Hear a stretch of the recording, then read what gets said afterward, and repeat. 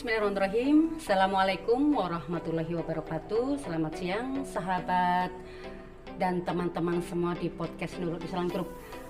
Siang kali ini bersama saya Indarsih akan menemani hari Anda, waktu santai Anda bersama perbincangan kita dengan narasumber kita yang Masya Allah sudah berkompeten dan piawai dalam mengelola dana zakat, infak, dan sedekah. Insya Allah hari ini kita bersama dengan narasumber kita Bapak Saiful Ulum, Sarjana Sosial Islam selaku Direktur Lembaga Amil Zakat DSNI Amanah Nurul Islam Group. Bersama dengan beliau hari ini sudah hadir. Assalamualaikum warahmatullahi wabarakatuh, Ustadz. Waalaikumsalam warahmatullahi wabarakatuh. Bagaimana kabarnya Ustadz? Alhamdulillah Sehat. Itu yang selalu saya minta Ustadz, ya. Diparingi sehat, berkah, bisa membawa kemaslahatan umat. Amin. Gitu. Nah, Ustadz, saya manggilnya kayaknya udah biasa Ustadz gitu aja lah ya, nggak apa-apa ya? Oh ya, silakan. Mana enaknya aja. Gitu ya. Tat, ini begini. Di era sekarang ini kan banyak sekali bertebaran lembaga amil zakat gitu. Nah, di lembaga kita sendiri Nurul Islam Group itu ada suatu lembaga yang mengelola tentang dana sosial, infak, sedekah yang namanya DSNI Amanah gitu nggih. Bagaimana sejarah didirikannya lembaga amil zakat DSNI tersebut, Ustadz? Bisa Ustadz jelaskan? Ya, baik, terima kasih. Assalamualaikum warahmatullahi wabarakatuh. Waalaikumsalam warahmatullahi wabarakatuh. Lembaga Amil Zakat DSNI Amanah adalah salah satu lembaga yang bergerak di penghimpunan dana zakat, infak, dan sedekah yang dalam hal ini kapasitasnya sekupnya adalah sekup Kota Batam. Baik. Jadi lembaga kita ini lembaga amil zakat skala kota. Karena jenjangnya skala kota, kemudian provinsi dan nasional. Iya. Kita lembaga zakat yang berbadan hukum yayasan. Ini secara aktivasi kegiatan ini sudah berjalan semenjak tahun 2000 sekian. Yaitu di awal-awal dakwah Nurul Islam melalui kegiatan remaja masjid Nurul Islam. Cuman memang saat itu pengelolaannya masih sekedar mengisi waktu luang dari para pegiat dakwah, para remaja masjid yang melihat potensi untuk adanya penggalangan dana dikumpulkan kemudian didiskusikan. Tapi kemudian ternyata memang potensi ini jadi meluas gitu ya? Iya, meluas. Penghimpunan yang cukup signifikan, kemudian distribusi juga cukup signifikan, akhirnya menuntut untuk lebih serius dalam pengelolaan. Baik. Maka kemudian di kepengurusan awal, yaitu dari mulai pimpinan kita Bapak Muhammad Arif untuk menseriusi, sehingga teman-teman yang tadinya itu paruh waktu untuk melakukan kegiatan ini kemudian memang menyengaja diri untuk menghimpunkan diri, melakukan waktu, tenaga, pikirannya secara full untuk mengelola lembaga ini. Berarti ini bisa dikatakan yang menggawangi pertama adalah remaja masjid kawasan industri Batam Indo gitu Ustadz ya? Dimulai dari remaja masjid saat itu. Nah, kemudian akhirnya lebih serius, akhirnya mulai berpikir untuk legalitas dari sisi hukumnya, maka kemudian dibentuklah yayasan. Ini baik. Supaya untuk lebih menguatkan kembali bergandeng posisi baik untuk membangun trust kepada donatur ataupun juga kepada pemerintah. Kemudian seiring berjalannya waktu, peraturan-peraturan tentang pengelolaan dana zakat, infak, dan sedekah yang dilakukan oleh LAS yang notabene adalah lembaga swasta, bukan hukum pemerintah. Jadi lembaga pengelola dana zakat, infak, sedekah itu kan ada dua. Yang pertama Basnas, yang ini memang bentukan pemerintah. Iya. Dari skala pusat sampai daerah itu setiap titiknya ada. Kemudian ada LAS, lembaga amal zakat yang memang ini diinisiasi oleh masyarakat, ya, oleh beberapa kelompok ataupun organisasi dalam bentuk yayasan gitu kan, untuk ikut mengambil bagian Berarti lebih independen gitu ya Tat ya, bisa dikatakan seperti itu kalau untuk yang Ya, boleh dibilang seperti las itu, tadi karena ya. tidak berkaitan langsung dengan Pemerintah. tapi memang inisiasi dari ya perorangan dan kelompok untuk melihat potensi ini. Karena zakat ini kalau dikelola dengan sebaik-baiknya memang sebenarnya sangat luar biasa gitu.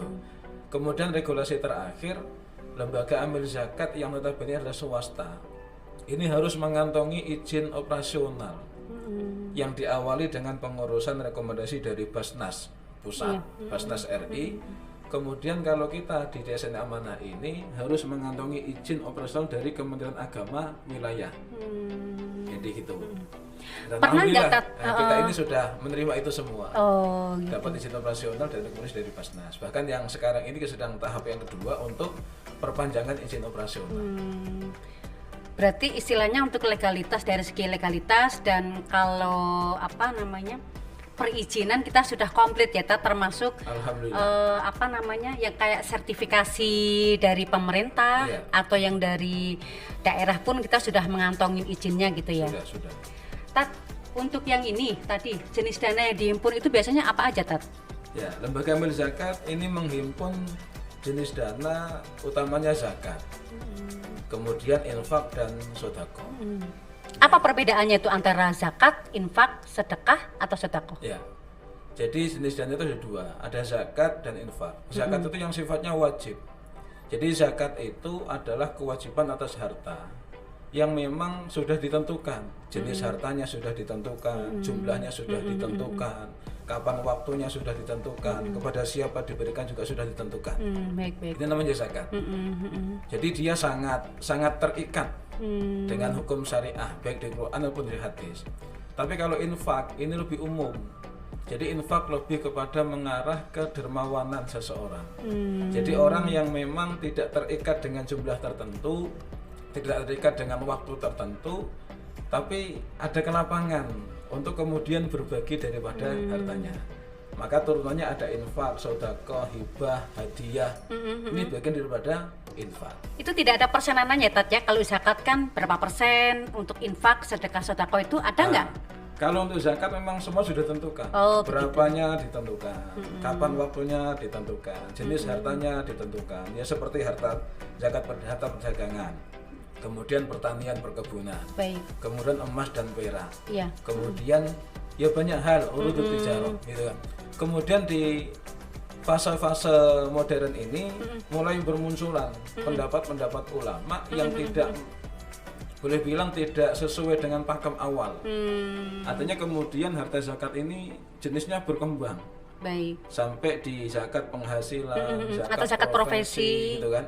Ini akhirnya kemudian menjadi sebuah hasanah keilmuan di dalam kita agama Islam ini untuk ya juga diseriusi.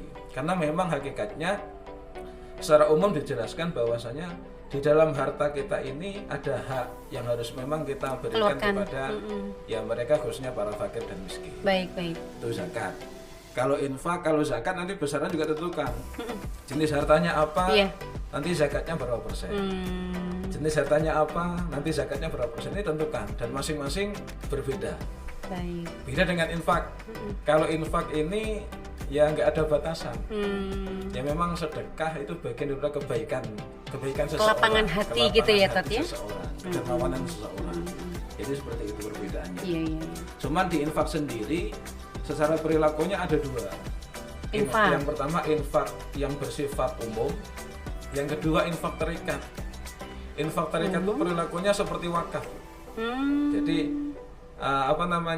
saya berinfak, tapi munfik ini sudah menentukan peruntukannya. Contoh wakaf infak untuk program khitanan massal. Baik. Maka alokasinya ya untuk khitanan massal. Infak untuk beasiswa. Maka alokasinya untuk beasiswa. Ini namanya Itu yang infak terikat. Iya.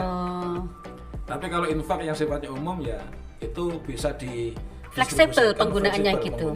Ya. Ustadz, ini menarik tentang zakat emas dan perak. Ya. Mungkin di kalangan kita kalau emas iya, kalau perak mungkin belum ya, mungkin beberapa masih awam gitu. Oke, kita yang emas dulu. Apa batasan emas yang kita zakatkan? Contoh, saya pakai kalung, gelang cincin, gelang kaki, macam-macam dari atas sampai bawah misal. apakah harta emas yang kita pakai itu juga harus kita zakatkan, atau zakat emas itu yang kita simpan dalam arti kita beli emas batangan. Kan sekarang beredar ini Tat, emas mini gold ya, gitu. Nah, mungkin Ustadz bisa jelaskan lebih rinci tentang zakat emas. Ya, baik. Ya, zakat emas adalah salah satu pointer daripada zakat itu sendiri, dan memang secara klausul ini ditentukan langsung melalui hadis Nabi Shallallahu Alaihi Wasallam. Sepertinya termasuk jenis zakat yang memang sudah diberlakukan di zaman itu. Berbeda dengan zakat profesi yang ini secara nas memang tidak ditemukan, tetapi dalam sisi kasanah keilmuan akhirnya menjadi penemuan atau pendapat ulama. Untuk ini kemudian ditetapkan status sebagai kewajiban zakatnya. Adapun zakat emas itu kalau mengacu kepada ketentuan dasar, maka yang dibebankan kepada kewajiban zakat adalah emas yang bukan perhiasan. Oh gitu. Jadi bukan emas yang dipakai, tapi emas yang memang disimpan, bahasanya gitu. Ketika sudah sampai jumlah tertentu, yaitu 85 gram emas, kemudian sudah haul 1 tahun, dan itu memang emasnya sendiri, bukan sirkah dengan orang lain, maka ini kemudian wajib diberikan zakatnya setiap tahunnya 2,5%.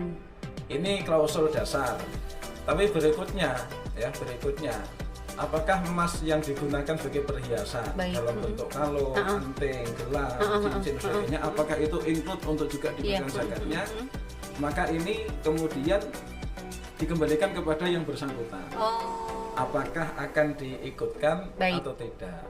Selama sudah masuk 85 gram gitu ya Ustaz? Ketika sudah masuk, maka sebenarnya rekomendasinya adalah juga termasuk. Karena bagaimanapun ya ini bagian harta kita. Dan ingat klausul dasarnya adalah dari harta yang kita miliki ini sifatnya umum, harta apapun. Ini sebenarnya ada kewajiban yang harus kita distribusikan, kita salurkan, yang diberikan kepada orang-orang yang berhak. Dan ini bagian daripada kearifan ataupun bagian rahmat daripada syariat Islam, kewajiban zakat. Ustadz, kalau untuk yang emas sendiri itu kan kita ada mengenal tiga kelas ya, 22 karat, 23 sama 24. Bahkan ada yang saya pernah baca itu, lihat di sosmed, dia yang emas muda, mungkin kadarnya di bawah 22 karat. Berarti intinya dipersilakan teman-teman ketika mempunyai emas itu yang dipakai selama sudah memasuki nisabnya 85 gram, itu boleh-boleh aja gitu Ustadz ya, untuk dikeluarkan gitu ya. Masalah kadar karatnya ini sebenarnya tidak ada ketentuan khusus. Baik. Jadi lebih kepada jumlah gitu. Oh gitu. Toh nantinya ketika dibayarkan ini kan dalam bentuk konversi rupiah gitu ya. Konversi nilainya berapa, ya tinggal 2,5% dikalikan harganya kan gitu. Maka taruhlah kalau 1 gram emas 24 karat ini taruhlah 1 juta.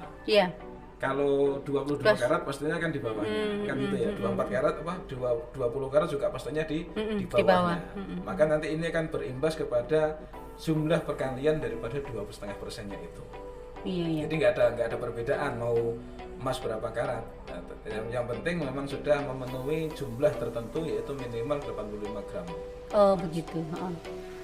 Ustadz, kita break sebentar, nanti kita lanjutkan lagi pembahasan kita tentang zakat, infak, dan sedekah. Untuk teman-teman semua, diharapkan untuk tetap setia melihat podcast kita sampai akhir nanti. Semoga bermanfaat untuk kalian semua.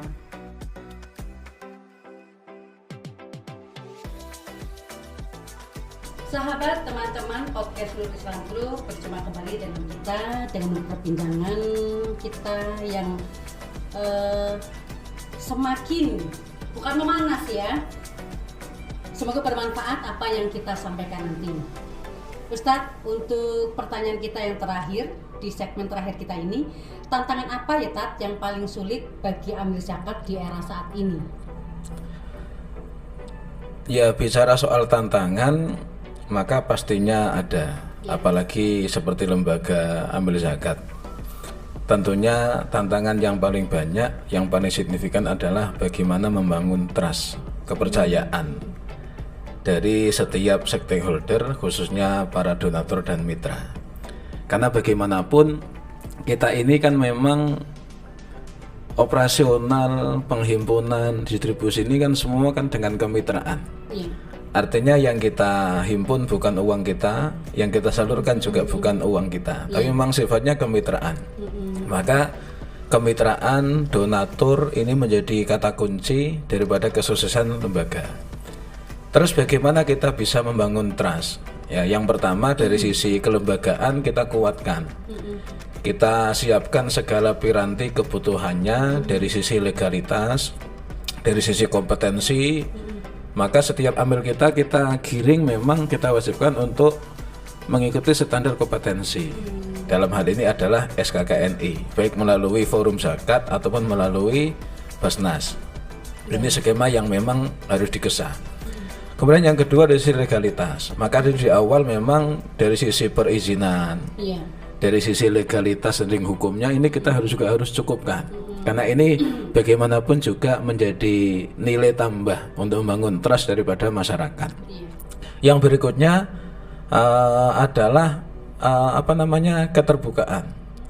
Maka kita juga bekali lembaga kita ini dengan sistem audit, baik dari sisi audit keuangan ataupun audit manajemen mutu. Kita ini secara audit keuangan sudah dilakukan oleh KAP, kemudian audit syariah kita juga sudah menerima dari Inspektorat Jenderal Kementerian Agama Pusat. Kemudian dari sisi manajemen mutu kita ini ya menggunakan sertifikasi ISO. Alhamdulillah, dan ini memang menjadi salah satu cara kita untuk membangun trust.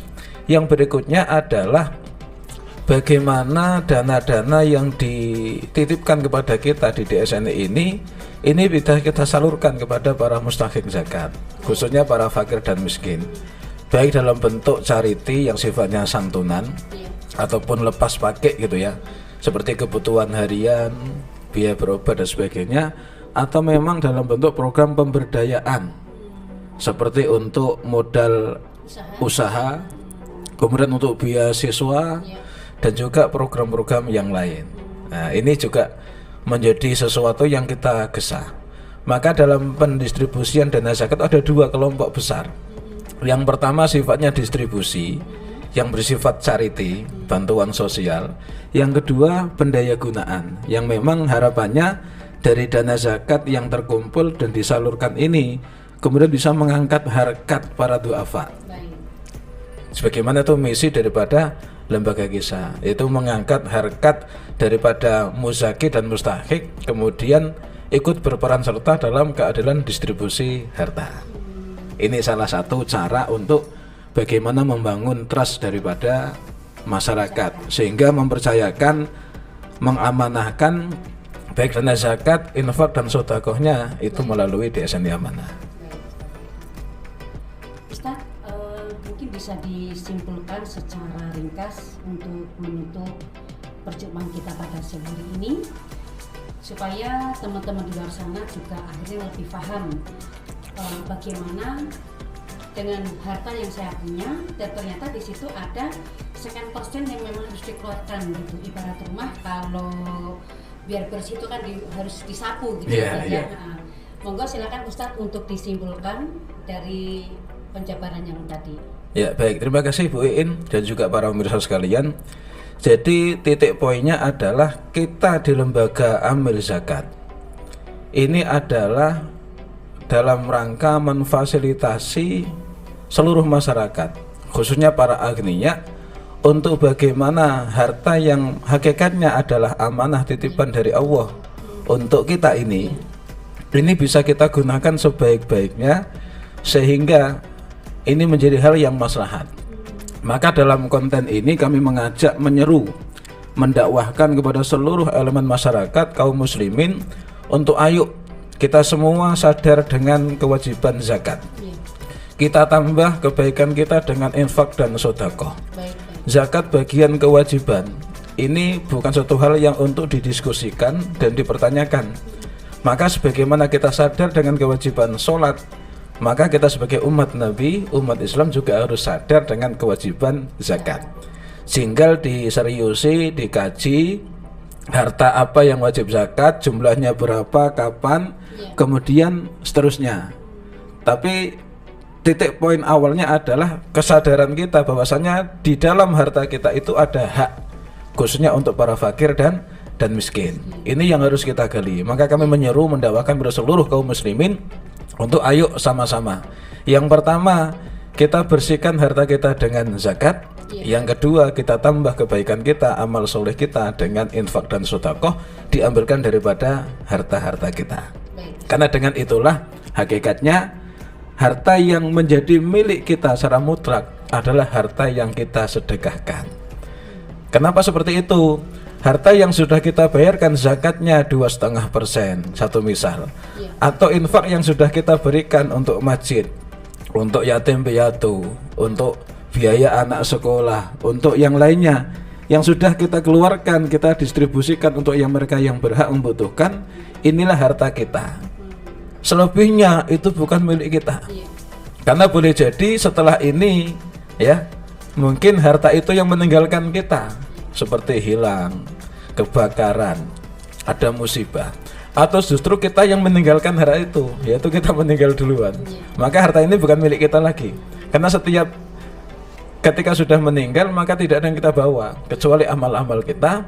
Nah, kita berharap daripada amanah harta yang sekarang menjadi milik kita itu menjadi wasilah yang besok menemani kita di alam kubur dan di akhirat. Oleh karena itu, mari kita semua memiliki kesadaran untuk bagaimana zakat, infak dan sedekah yang mana ini hakikatnya adalah untuk kemaslahatan kita sendiri di hadapan Allah Subhanahu wa taala. Demikian, terima kasih. Baik Ustadz, terima kasih atas paparannya tentang bagaimana zakat, infak dan sedekah itu di dalam kehidupan kita sehari-hari ya Ustadz. Sebenarnya hakikatnya apa yang kita miliki ada sekian persen milik orang lain gitu ya Ustadz. Iya, betul. Baik, terima kasih teman-teman yang telah setia mendengarkan podcast kita Nurul Islam Group. Kami berharap teman-teman untuk selalu setia mendengarkan, menyimak. Bagi kalian yang ingin berkirim saran, kritik, dan masukan bisa inbox di IG kita Markom Nurul Islam, untuk di Instagram ya teman-teman, untuk di FB Nurul Islam Batam, untuk di YouTube Nurul Islam Batam juga. Akhir kata saya pamit undur diri. Salam sukses, salam sehat, semangat untuk kita semua. Wassalamualaikum warahmatullahi wabarakatuh. Waalaikumsalam warahmatullahi wabarakatuh.